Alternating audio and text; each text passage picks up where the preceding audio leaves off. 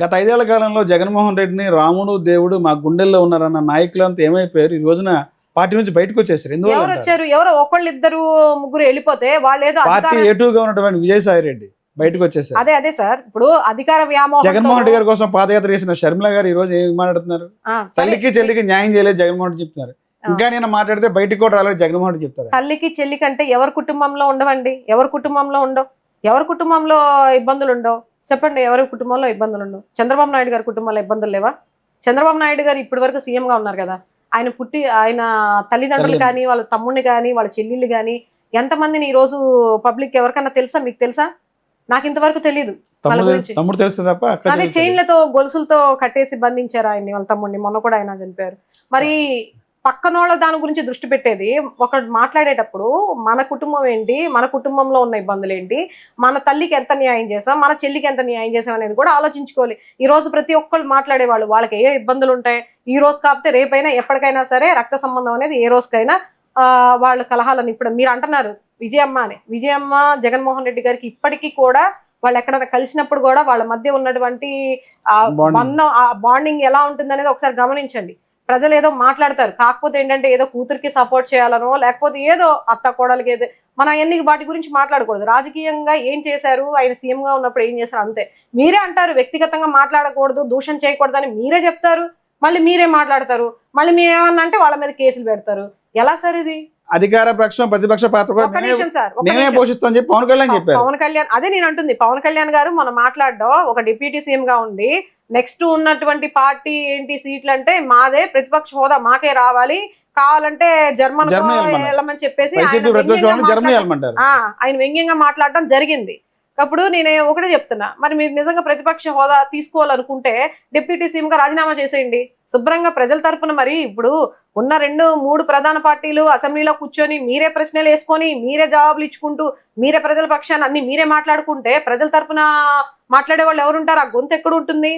అంటే మీరు ప్రజాస్వామ్యాన్ని మీరేం చేస్తున్నట్టు, కూనీ చేస్తున్నట్టా, లేకపోతే మీరు అన్ని పద్ధతి ప్రకారం అన్ని కరెక్ట్ గా హక్కుల ప్రకారం మన విధి విధానాల ప్రకారం అన్ని పాటిస్తున్నారా? ఈ రోజు నేను అదే ప్రశ్నిస్తూ ఉన్నా. అసెంబ్లీ టైంలో వైఎస్ఆర్సీపీ భయపడి కేవలం జగన్మోహన్ రెడ్డి ప్రజల గొంతుకి భయపడి అసెంబ్లీ టైంలో వైసీపీ ఎమ్మెల్యేలు దొంగతనం గురించి సంతకాలు పెట్టారని చెప్పి స్పీకర్ చెప్తారు. నిజంగా వైసీపీ ఎమ్మెల్యే దొంగతనం గురించి సంతకం పెట్టారా? సార్ ఇవన్నీ నాకు తెలియదు, సాక్షాత్తు స్పీకరే చెప్పారు. ఇవన్నీ నాకు తెలియదు. ఇప్పుడు 1,00,000 బయటికి తీయాలంటే 1,00,000 ఉంటాయి, అవన్నీ కాదు సార్. ఇప్పుడు వాళ్ళు అధికారంలోకి వచ్చి 10 నెలలు వైసీపీ ఎమ్మెల్యేలు దొంగతనంగా వచ్చి సంతకం పెట్టారా లేదా నాకు తెలియదు సార్. స్పీకర్ చెప్తారా? నాకు తెలియదు. నేనేంటంటే అసలు దాని గురించి నాకు తెలియదు.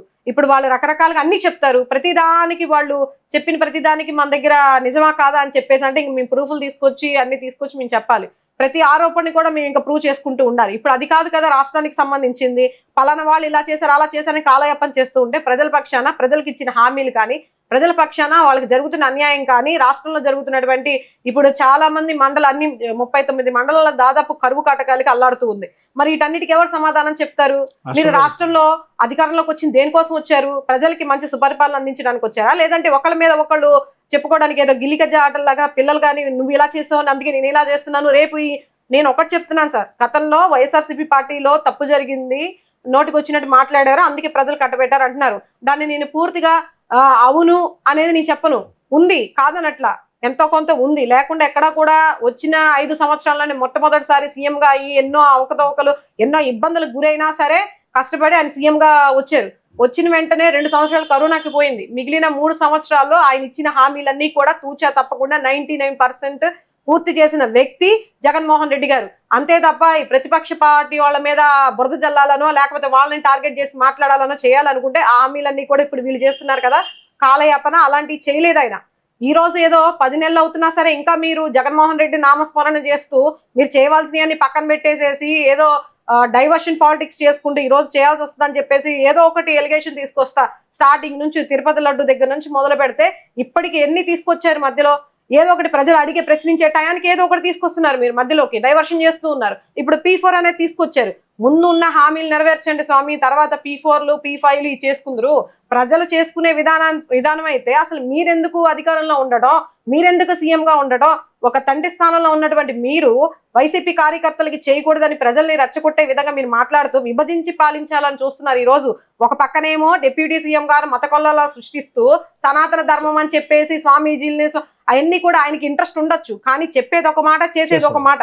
మొన్న ఒక రోజు ఆయన పిఠాపురంలో పెట్టారు కదండి సభ, ఆవిర్భావ సభ. ఆ సభలో మాట్లాడటం నాగబాబు గారు మాట్లాడిన విధానం కానీ మరి వాళ్ళు ఏ విధంగా మాట్లాడుతున్నారని కూడా చూడాలి. అలాగే పవన్ కళ్యాణ్ గారు మాట్లాడే విధానం కూడా కొన్ని మాటలు చూస్తూ ఉంటే ఎలా ఉందంటే అదే ఈ మత కల్లోలా సృష్టించే విధంగా మాట్లాడడం కానీ, ఏ విధంగా ఇప్పుడు వాళ్ళ పార్టీ మేము వచ్చాము భవిష్యత్తులో 11 కాస్త వైసీపీ సింగిల్ వస్తుందని చెప్తారు. చూద్దాం. మొన్న స్థానిక సంస్థల్లో ఎక్కడో దాకా ఎందుకు సార్ 10 నెలలు కూడా పూర్తి కాకముందే స్థానిక ఉప ఎన్నికల్లో 39 స్థానాలు కైవసం చేసుకుంది వైఎస్ఆర్సీపీ పార్టీ. మరి నిజంగా వ్యతిరేకత ఉంటే ఇప్పుడు కూడా మాకు అన్ని సీట్లు రావు కదా, అన్ని స్థానాలు రావు కదా.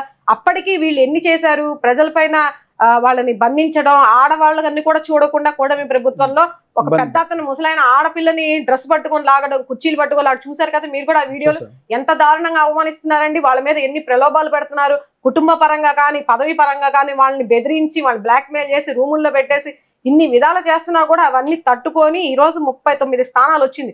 జనసేన పార్టీకి ఎన్ని స్థానాలు వచ్చాయండి? 1 సింగిల్ స్థానం ఎవరికి వచ్చింది? 11. 1 తీసేస్తే మాకు 1 కాదు, ఇప్పుడు ఆయనకు వచ్చింది 1. 10 నెలలకే వ్యతిరేకత వస్తుంది. చూసుకోండి. అది ఫస్ట్ మీరేం చేస్తున్నారు, ప్రజలకు ఇచ్చిన హామీలు ఏం చేస్తున్నారు, మీరు చెప్పిన మాటలు ఏంటి, ఏ విధంగా చేస్తున్నారు, ప్రజలు ప్రతిదీ గమనిస్తారు. అంత పిచ్చోళ్ళేం కాదు సార్.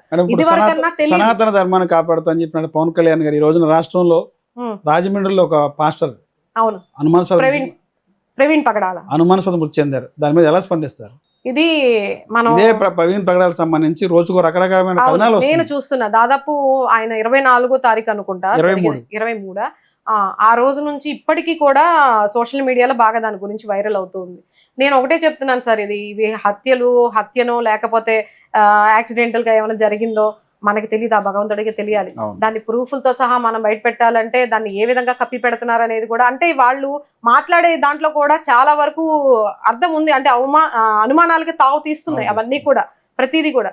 మరి ఇంకా ఏం జరుగుతుంది అనేది ఆ భగవంతుడికే తెలియాలి. అంటే మీడియాలో రకరకాల కథనాలు వచ్చినప్పుడు ప్రభుత్వం దీని మీద ఎందుకు స్పందించట్లేదు? ఇలాంటి కథనాలు విచారణ జరిగే టైంలో ఇటువంటి కథనాలు వచ్చినప్పుడు ఎందుకు స్పందించాలి? వాటిని ఎందుకు నియంత్రించలేకపోతుంది? అలాంటి వాటికి స్పందిస్తే ఈ గోలంతా ఎందుకండి? అంటే సనాతన ధర్మం చెప్పి పవన్ కళ్యాణ్ గారు గతంలో చెప్పారు, నా ప్రాణం ఉన్నంత వరకు సనాతన ధర్మం కాపాడుతాను. సనాతన ధర్మం అంటే దేనికి సంబంధించిందండి?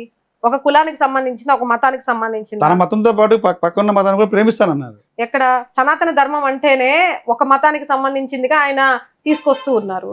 మరి పక్క మతమైనటువంటి వీళ్ళని ఎందుకు ప్రేమిస్తారు, ఎందుకు చేస్తారు? ఇప్పుడు చేసిందంతా కూడా కూటమి ప్రభుత్వం రావడం వల్లే హత్య జరిగిందని చెప్పేసి ఆరోపణలు చేస్తూ ఉన్నారు. ఎవరు? క్రిస్టియన్ సోదరులు. సూపర్ 6 లో ఫంక్షన్ ఇచ్చాము, డిఎస్ఎంఏ సంతకం పెట్టారు. ఉద్యోగాలు ఏంటి? నోటిఫికేషన్ ఏది? సంతకం పెడితే అయిపోతుందా? దాన్ని అమల్లోకి తీసుకురావాలి కదా. ఏది ఎంతమందికి ఇచ్చారు ఉద్యోగాలు? మన అసెంబ్లీలో కూడా లోకేష్ బాబు గారు చెప్పడం జరిగింది. ఏమని? మేము ఎంతమందికి ఉద్యోగాలు కల్పించేసామని చెప్పారు. 20 లక్షల ఉద్యోగాలు మేము కల్పించామని చెప్పారు. దాన్ని మళ్ళీ ప్రతిపక్ష పార్టీ అయినటువంటి వైఎస్ఆర్సీపీ వాళ్ళు దాన్ని ఖండించేసరికి ఎంతమందికి ఇచ్చారో ఒకసారి మాకు ఆ లిస్టు కూడా చెప్పండి, ఎందులో ఇచ్చారని. అంటే మేము ఇవ్వబోతున్నామని చెప్పాం తప్ప ఇచ్చామని చెప్పలేదని చెప్పి మాట మార్చారు. ఇలా ఉంటుంది వీళ్ళ పరిస్థితి. ఏంటంటే ప్రతిదీ కూడా ప్రజల్ని కూడా మభ్యపెట్టి వాళ్ళకి ఆశపరిచి ఈరోజు అధికారంలోకి వచ్చారంటే మరొక శ్రీలంక అని చెప్పి ఇంతమంది మాట్లాడిన పెద్దలు అంతకు మించి హామీలు ఇచ్చేసి ఒకరికొక డబుల్, అంటే ఇప్పుడు 5,000 వాలంటరీ వేతనం ఇస్తే దానికి 10,000 ఇస్తామని చెప్పి రెట్టింపు, ఎగ్జాంపుల్ గా అదొకటండి. అలా చాలా ఇచ్చారు, కానీ ఈరోజు ఎక్కడ నెరవేర్చే పరిస్థితి ఎక్కడుంది? అదేమన్నా అంటే చంద్రబాబు నాయుడు గారు రాష్ట్ర పరిస్థితి, ఆర్థిక పరిస్థితి బాగాలేదు కాబట్టి మేము ఇప్పుడు సంపద సృష్టించిన తర్వాతే ఏదన్నా హామీలు నెరవేర్చడానికి సూపర్ 6 కానీ చూస్తుంటే భయం వేస్తుందని చెప్పి అసెంబ్లీ సాక్షిగా చెప్పడం జరిగింది. దాని గురించి ఒకసారేమో సంపద సృష్టించిన తర్వాత ఇస్తాము అని చెప్పేసి చెప్పారు, ఇంకోసారేమో ప్రజలే అర్థం చేసుకోవాలి, ప్రజలు ఏదో హోప్స్ పెట్టేసుకుంటారు. అంటే గత 5 ఏళ్లలో జగన్మోహన్ రెడ్డి అంతా అప్పులు కుప్పలు చేశాడు. ఆ అప్పులు తీర్చడానికి, ఆ గోతులు పొచ్చడానికి సమయం పడుతుంది.